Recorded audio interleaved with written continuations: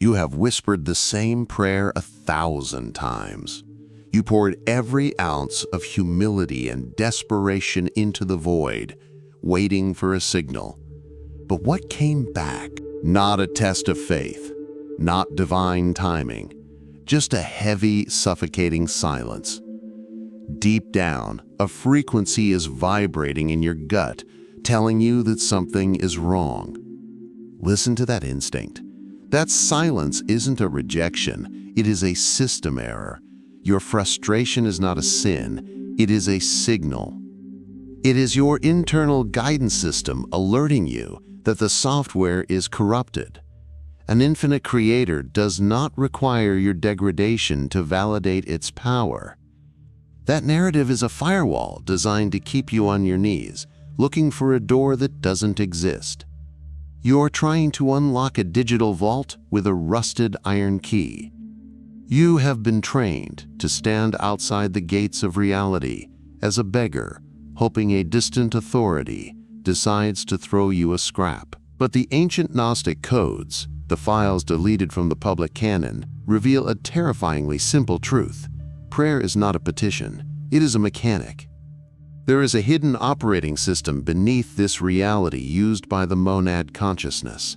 It does not respond to pleading. It does not respond to lack. It only responds to a specific command frequency that you were explicitly made to forget. Today, we are not here to learn how to beg better. We are here to repair the machine. We are going to recover the lost ask and receive system exactly as it was designed before the manual was burned. Think of a massive, ancient printing press, the kind that stamps reality into existence with crushing weight. You are holding a metal plate, a seal, carved with the word empty. You press this seal into the ink, and you slam it down onto the paper. You do it with tears in your eyes. You do it with sincere hope. You scream at the machine, begging it to print the word full. But the machine does not care about your tears. It does not care about your desperation. It is a mechanism. It can only reproduce exactly what is carved into the plate you are holding. If the seal says, empty, the paper will read empty no matter how hard you pray for a different result. You are feeding the system a fatal contradiction. Your mouth screams abundance, but your vibration screams, I lack. The machine ignores the lie of your words and obeys the truth of your energy. It creates a feedback loop of eternal waiting. This is the precise mechanism of failure that has plagued seekers for 2,000 years. There's a moment recorded in the hidden archives, a scene often stripped of its raw intensity. A disciple approaches the master, shaking with exhaustion. He asks, I have petitioned the Father. I have followed the rules. Why is the machinery silent? Why is the promise broken? The disciple was suffering from the illusion that traps the majority of the spiritual world. He believed asking was a negotiation with a separate entity. He was operating under the physics of begging. The master looked at him, not with judgment, but with the clinical precision of an engineer watching someone try to fuel a fire with water. The error wasn't in the disciple's heart, it was in his vibrational frequency. Here is the veil we must lift. You have been conditioned to believe that unanswered prayers are God's will. That is a cover story. The reality is mechanical. When you say, please give this to me, you are broadcasting a specific signal code. I do not have. The universe, the monad consciousness, is not a judgmental guardian deciding who gets a reward. It is a grand photocopier. It is responsive molding clay. When you vibrate with the energy of needing, the system dutifully imprints that energy and manifests more scenarios of needing. It is not punishing you. It is perfectly obeying the seal you are pressing into the ether. The church hid the blueprints and left you with only the pleading. They taught you to view the divine as an external landlord. This separation is the virus. As long as you view the source of your supply as outside of you, you are holding the seal of lack, and the machine can only print what you hold. Most people read the ancient texts as history books, but they are actually technical manuals written in code. If you do not have the cipher, you miss the instruction. Take the moment at the tomb of Lazarus. Religion teaches this as a display of raw power, a deity bending the rules of death. But look closer at the Gnostic codes hidden in the syntax. Before the physical reality shifted, before the dead man walked, the master spoke a line that breaks the linear flow of time. He did not say, "Please, Father, if it be your will, let him live." He looked up and said, "Father, I thank you that you have already heard me." Do you see the mechanism? He engaged the tense protocol. In the realm of manifestation mechanics, this is the critical override. He did not ask for a future outcome. He acknowledged a present fact. He didn't hope. He hacked the timeline. He moved from the position of waiting for it to happen to the position of knowing it is done. This is not gratitude. It is calibration. The system requires 3 specific components to function, and the first is this radical shift in identity. You have been playing the role of the separated human, a small biological entity trying to signal a distant satellite. That identity has no clearance. The system ignores it. The master was operating as the monad consciousness. This is not a title. It is a state of divine alignment. The monad does not beg the source, because the monad is the source extended. When you shift your identity from "I am a person needing help" to "I am the active presence of the source," the dynamic changes instantly. Petition becomes claiming. Hope becomes recognition. You are not trying to convince an external God to create something new. That is the old superstition. In the quantum reality of the monad, everything already exists. Every potential timeline, the wealthy you, the healed you, the awakened you, is already suspended in the field, waiting for an observer to lock it in. When you beg, you confirm the absence of that reality. But when you use the method of recognition, you are simply tuning the dial to a station that is already broadcasting. This is the secret the institutions could not afford to let you know. If you realize that you possess the internal hardware to access the infinite directly, without an intercessor, without a priest, their entire structure of control would dissolve overnight. But the blueprint is in your hands now. The question is no longer, will God give this to me? The question is, do I have the courage to claim what is already mine? Here's where the sophisticated seeker fails. You initiate the protocol. You align your frequency. You claim the outcome as a present fact. And then you open your eyes. You look at your bank account. You look at the medical report. You look at the empty chair. And because the physical picture has not changed yet, you panic. You say, "It didn't work." In that nanosecond of doubt, you have aborted the gestation. You have dug up the seed to see if it has roots, and by doing so, you have killed it. You must understand the physics of manifestation mechanics. Material reality is dense. It is heavy. It moves slower than thought. It is a lagging indicator. Think of thunder and lightning. The flash happens instantly. That is the shift in consciousness. The thunder rolls in seconds later. That is the material realization. The mistake you make is standing in the silence between the flash and the roar, telling yourself the storm isn't real because you haven't heard it yet. The monad consciousness does not need to see to believe. It knows that the material world is just the printout of the internal file. The screen does not generate the movie, the projector does. If you do not like the scene playing in your life, shouting at the screen is madness. The screen is dead matter. It has no choice but to reflect the film running in the projection booth of your mind. When you ask correctly, you receive the data file immediately in the quantum realm. It is yours, it is downloaded. The installation into physical 3D matter takes time to render. This is the gap of faith.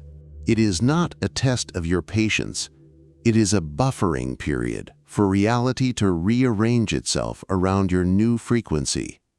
The church taught you that seeing is believing. This is the slave's logic. For the sovereign power, believing is seeing.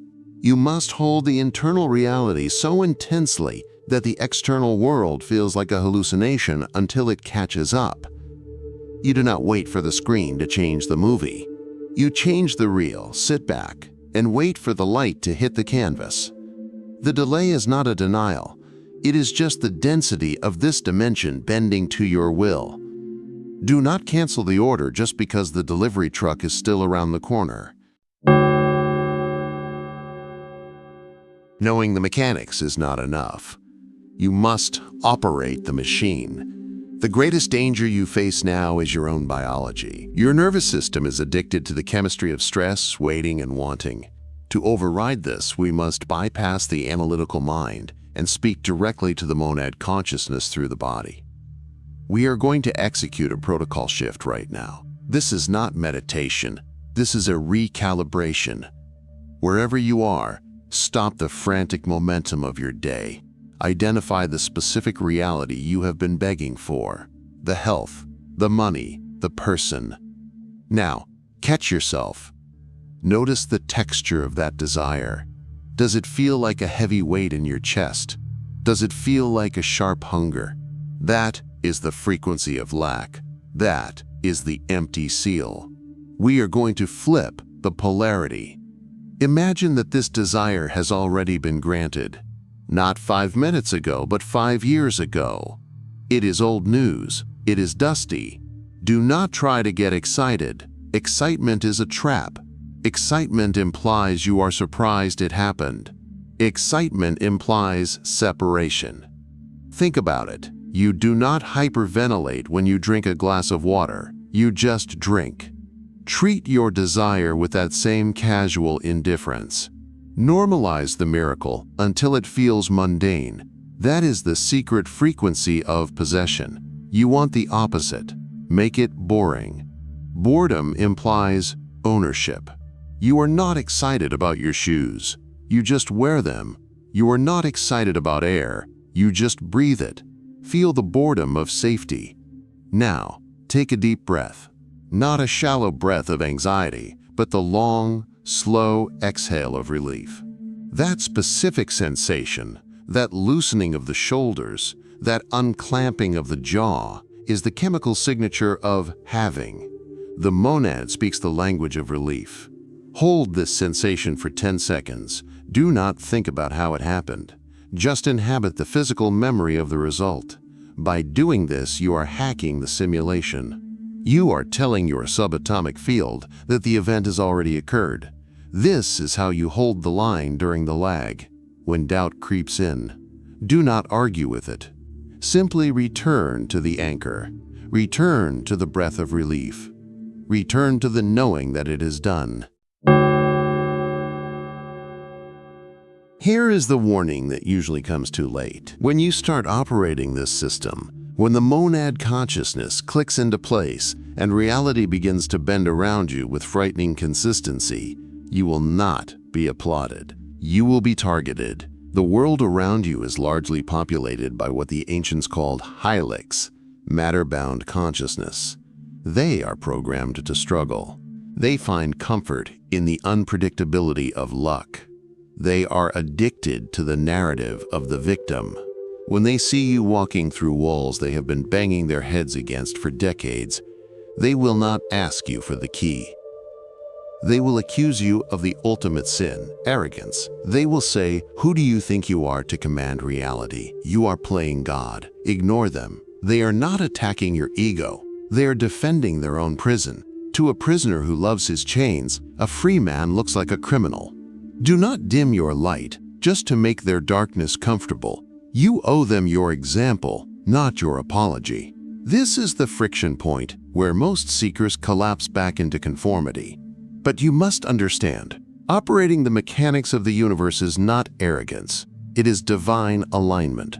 If a man walks up to a locked door, types in the correct passcode, and walks through, is he arrogant? Does he think he is better than the door? No. He simply knows the code. The one who stands outside banging on the metal and begging for it to open is not humble.